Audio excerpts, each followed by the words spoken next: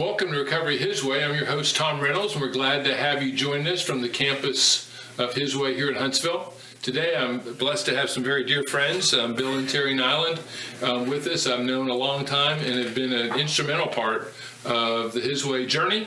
And so I'm excited to hear how this process, this experience for them has enhanced their lives, helped them to grow in areas and really experience the blessing that I think we all experience by being involved in this ministry and helping to bring God's message to those who are hurting. So welcome.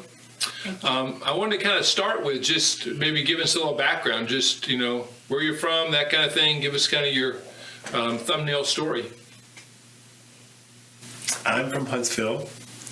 So are you? Right? I am, yes. We met as teenagers in the youth group at church.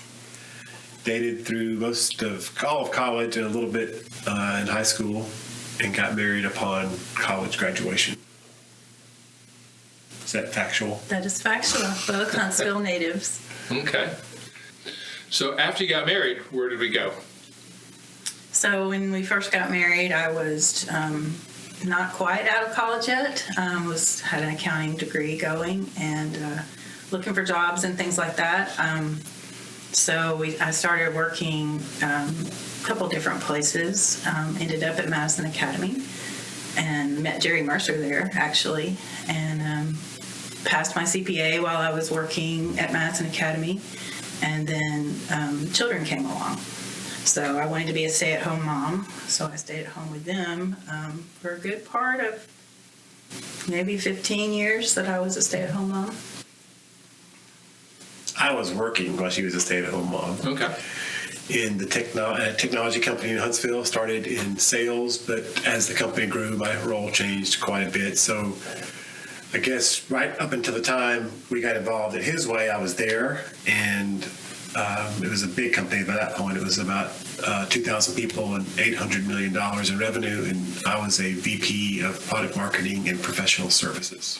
How was your job? Tell me about your job. You like it? You love it? I loved it for about 15 years, and we became a public company, and a lot of the culture that we really was great for many of those small company years started changing, and priorities changed, and a lot of tension over the last 5 years. And honestly, the last 5 years, I knew I wanted to leave, but I didn't see how I could, because it was such a great place to be financially and career-wise. I knew I wanted out in some kind of... Looking back, I see it this way more clearly, but it definitely was a place I wanted to leave. I wanted to restart and find that good culture again. But I also felt like I had what they call the golden handcuffs, where there's so many incentives to stay, you just tough it out. Okay. So you toughed it out for a few years. How did you end up, you're not there now, how did you end up leaving there? Well, during that period of time, which was almost, it was about 2008, 2009, everything was sort of sliding in terms of the economy and stock prices primarily, which is what we were driven by. And so the company kept making changes, and ultimately my people that were my bosses, the CEO and other senior people, left, and they hired a new CEO that was, in my opinion, just getting the company ready to sell. And on a Friday afternoon, a rainy Friday afternoon, he called me I've been there 20 years, he called me from a cell phone in an airport in Chicago and fired me after being there for 20 years. That was the exit, was a cell phone call at the end of the day on a Friday. Wow. That's unpleasant. Shocking, unpleasant. Identity crisis, all those things kind of happened immediately. Yeah. So what did you do with that? How do you it was really, they gave me a nice little landing pad. And so I think in retrospect, I should have just been calm about it, but it was more of just a constant churning of how do you deal with this? It was very surreal. And so it was that way for days and weeks, not really knowing what I was going to do. Right. How did you handle that? You're a stay-at-home mom, I figure, or maybe just getting in the workforce at that point. I don't know the exact timing, but, obviously your family and life experience, like many families, is kind of based upon Bill's career, and now it's kind of hit this spot. What do you do? She still wasn't working. You weren't working. Yeah, I had maybe one client that I'd did books for. But yeah, wasn't really pulling in a lot of income. Right. We were, involved in Central at that time, had Life Talk in our home, and we're very concentrated on, our Christian walk and sharing the gospel with people. And I think at that time we were kind of searching for a way to share with people that, we hang out with people that were just the same as us and we're in the same situation. So we were kind of wanting to reach out and do something different. And I kind of think this came along as an opportunity to change what we were doing and to get involved in different things. So I was obviously wanting to be supportive and trying to be supportive of him, but I also saw this as an opportunity for him to do something that he liked again. He was, I could tell that he was very unhappy. Right. He traveled a lot and he wanted to be home because, we had small children at the time. So I saw it as an opportunity, so I tried to be encouraging. It's interesting sometimes in all of our lives where we kind of hit these points where we probably need to make a decision, do something, but we're incapable of making it, and then God almost creates an opportunity for it to kind of be made for us, right? And create and kind of redirect us in these opportunities. So how did you process all this? I don't think I did until many years later. I mean, it's like people even tell me now, oh, it's great how you change careers, and it wasn't like I made those decisions. I was kicking and screaming in a lot of ways inside, even though looking back at it, I can see it was a masterful plan. Just like so much of our lives together have been, we look back and we made decisions that made no sense. We knew, like just you staying at home, that didn't make financial sense at the moment, but it all fell into place, and there's been so many times where that's happened to us. This particular one was nothing but pain for me. But it worked out, obviously, and looking back, I feel like it was, like Teri said, it was a perfect plan. Okay, so what did you do? Okay, so you find yourself unemployed, you're being supportive, and wondering, what are we going to do next? What happened then? I mean, I had a few things, I was talking to. I was coaching third base at a sixth grade baseball game, and you called me while I was coaching, and I answered it.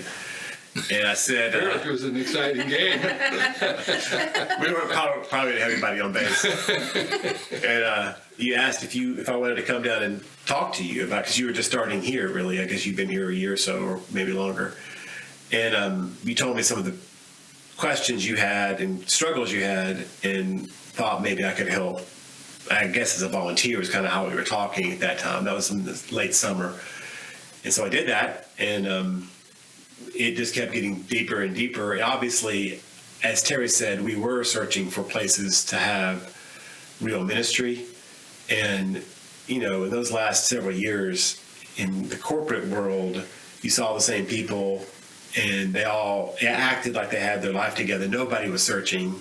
We came from campus ministry too, where that was a right field, where we were talking to people all the time and having Bible studies and going to evangelistic Bible studies. That suddenly ends when you get into the professional world and you start focusing on kids, and then you have a whole different ecosystem. And that's what I started connecting, that recovery is full of people searching for answers. And that's why it kept pulling me in more and more than I ever thought that it would. When I started talking to you, I thought, for a few months, I'll see if I can help and then figure out what my next step is in my career. Mm-hmm. But somehow I kept getting stickier and stickier and stayed here for about 10 years. Okay. So what did you end up doing here? What caused you to stick? Why did you stick for 10 years? Well, a lot of reasons for that. I mean, the people, working with you and Clyde, and the residents at the time, and the people who were just coming along, like Daryl and Jeremy, I think were even in the program when I first started.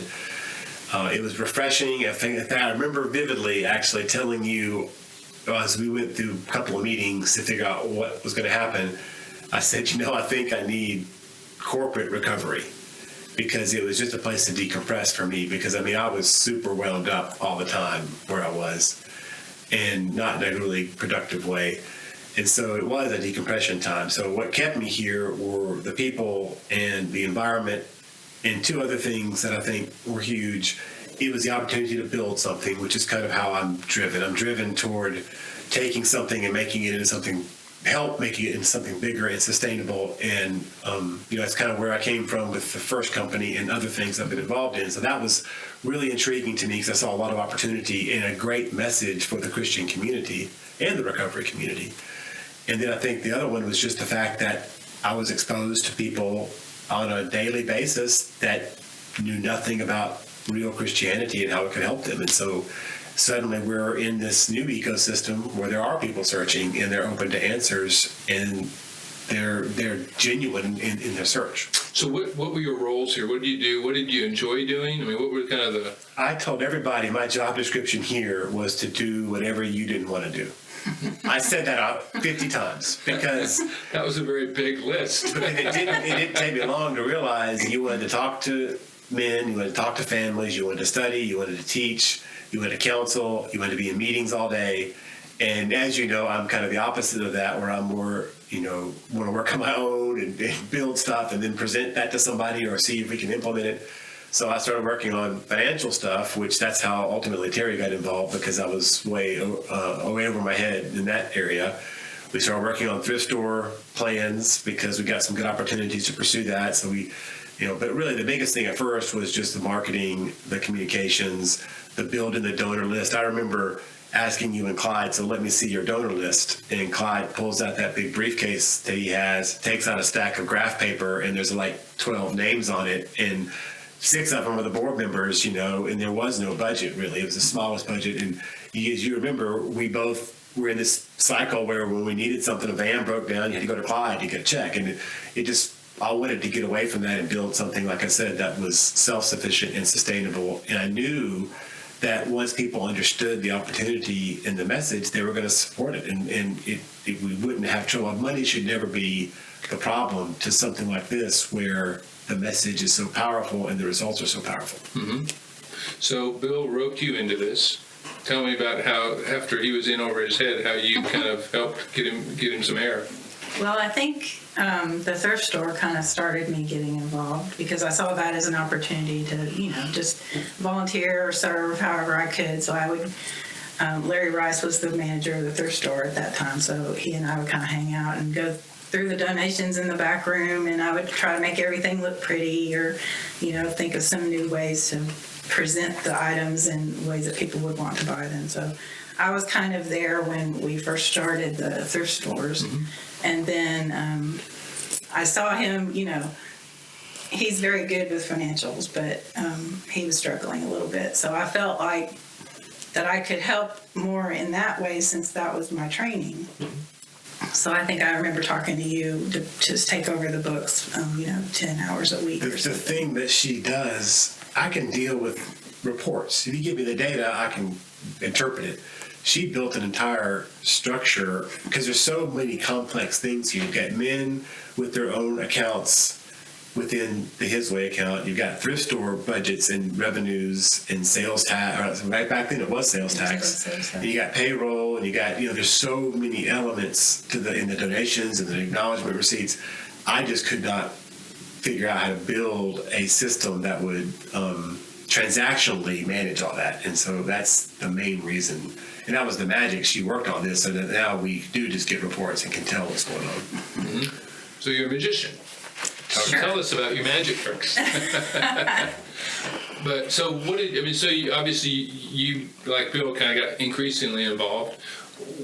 What has your role become, and what's been the benefit of that to you? I mean, how's that impacted you?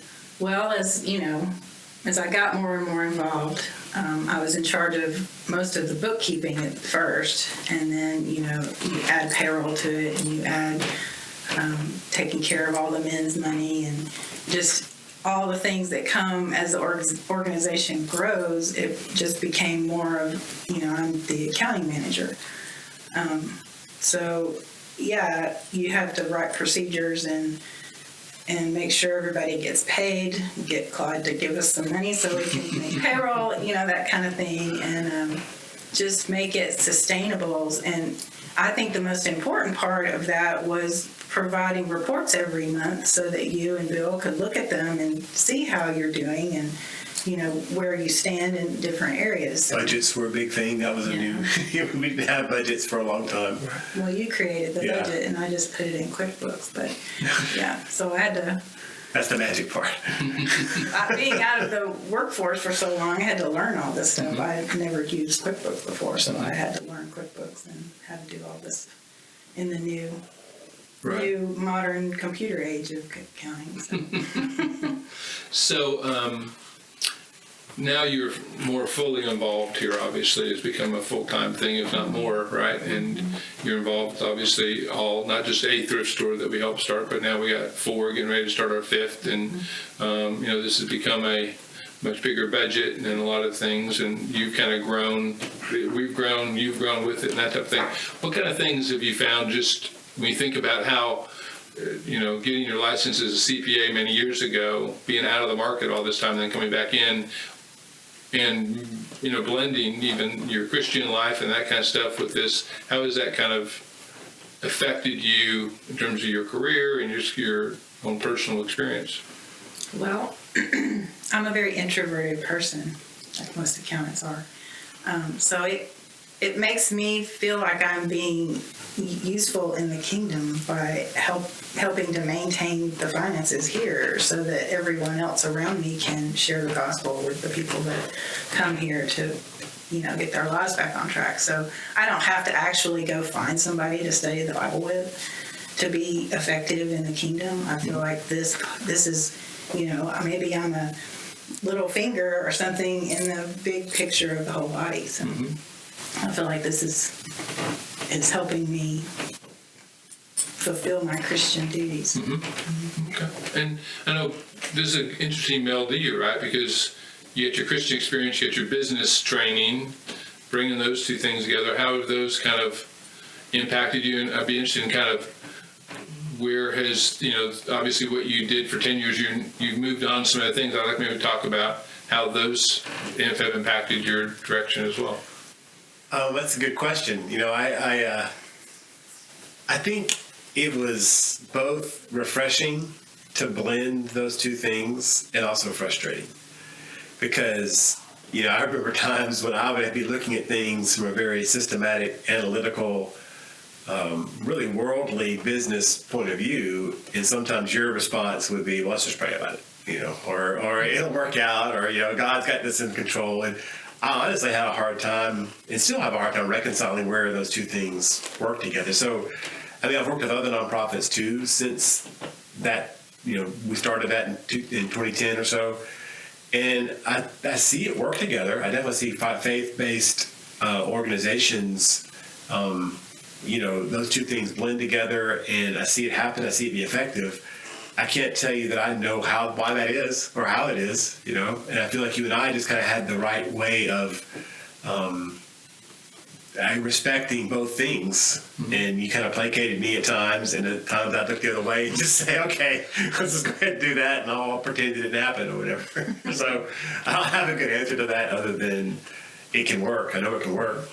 Well, I know, obviously we're a nonprofit, you got involved with us, but you got involved with some other nonprofits, making sure about how this experience here kind of was a platform and some other things for you. Well, I think because of the growth that His Way had, a lot of people looked at that and said, how do we get some of that? And it wasn't me. I mean, His Way has the model and the mission.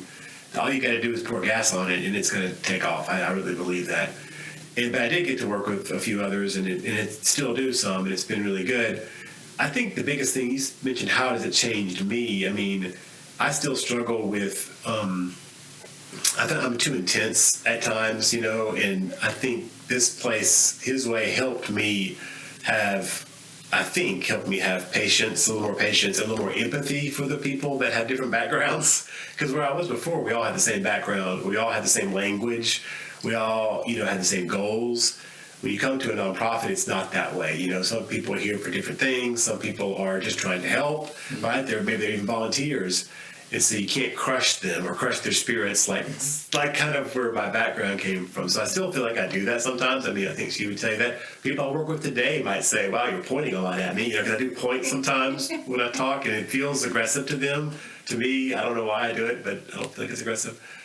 So, my answer to that would be, I think all of my experience with the nonprofits have given me better empathy based on different organizations in trying to understand where they are and what their skill set is, and don't just write people off maybe because they aren't like me, but understand how they can be just as impactful and just as effective. Because I've seen that even in small nonprofits, you can see people who aren't doing anything by the book, but they're having amazing success because they have a vision, they're doing the work, they understand who they're helping, and they're really super committed to that. And that becomes validating and authentic, and people support that. And that's a really, it really works when that happens. Mm-hmm. So, as you grow in the future, you take what's happened up to this point, where do you see yourself going? I mean, God has this plan that He's working in your lives. He's brought you through some crises and brought, great blessings. As you continue to be involved in His way, as you continue to take what you gained here and continue with it, what do you anticipate for the future? Good question. It's hard to really envision yourself 5 or 10 years down the road, I will answer that. Okay. I think I am very convinced, again, from a Christian walk perspective, I am not happy in a situation or content in a situation where we can't be talking to people and reaching people and building relationships with people who are open to the gospel and searching for answers. Like I said, when we were in college, we saw that with campus ministry. I looked forward again for 10 or 15 years before we landed here. I know there's other places too. There's mission trips you can take and things like that. But I will always want to be involved in Christ-centered recovery. And like right now, because of the choices I've made career-wise, there's a lot of demands on my time. But my feeling is as we build something there that allows me to be more of a, someone that can disengage, I would like to be way more involved in things like this, and helping with the vision of helping other people do it in other places. I think it's a responsibility. It's not just a vision. To me, it's not just I feel like when you look at what's been entrusted to us, right? And that's the word that's in the Bible, and Jesus uses it. What's been, whether it's the parable of the shrewd manager or the parable of the talents, what are you doing with what's entrusted to you? I firmly believe this Christ-centered evangelistic model of reaching the lost has been entrusted to the people here, and we know what it is. It's a proven formula for building relationships, helping people not only overcome drugs and alcohol addiction, but helping them change their eternity and their families. We have a responsibility to support that and stay committed to that. I really believe that. Amen. That sounds like a good place to wrap it up. Thank you. That's it. And I appreciate you listening today and watching our program. Thank you, Bill and Teri, for sharing with us. I really do think that this opportunity that Bill was talking about of really formulating a vision, continuing to help encourage others to pursue the opportunity of Christ-centered recovery in our communities throughout this country and world is really the calling that we all have. So I appreciate you sharing that. And thanks for watching today. If you'd like to know more about His Way, you can check us out on our website at hiswayinc.org.